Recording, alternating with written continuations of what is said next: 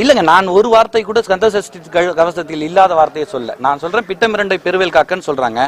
பிட்டமிரண்டை பெருவேல் காக்கனா என்ன அர்த்தம்? இங்க இருக்கிற அத்தனை பேருக்கும் தமிழ் தெரியல, பெரும்பான்மை பேருக்கு தூய தமிழ் தெரியாது. அதனால புரியுற மாதிரி பட்டக்ஸை காப்பாத்துன்னு சொல்றாரு, வேலு அமைச்சு காப்பாத்தணுமா அப்படின்னு சொல்றாங்கன்னு சொல்றேன். ஒண்ணு. ரெண்டாவது, வட்டக்குதத்தை வல்வேல் காக்கனா மோஷன் போற ஓட்டருக்கு பாத்தீங்களா, அந்த வட்டக்குதம், அந்த வட்டக்குதத்தை வல்வேல் காக்கன்னு சொல்றாங்க.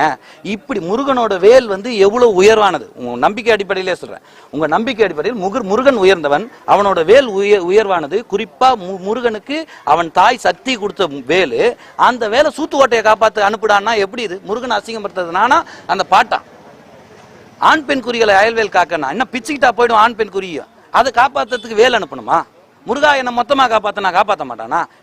பாட்டு பாட்டா தான் காப்பாத்தணுமா? அப்போ முருகரை நீங்க இழிவுபடுத்திட்டு இருக்கீங்க. குறிப்பா இந்துத்துவ அமைப்புகள், இந்த புராணங்கள் முருகனை இழிவுபடுத்திட்டு இருக்கு. அதை எடுத்து மக்களிடம் தெளிவுபடுத்துறது தான் எங்களோட வேலையா இருந்துட்டு இருக்கே தவிர நாங்க எக்ஸ்ட்ரா ஒரு வார்த்தை கூட பேசல.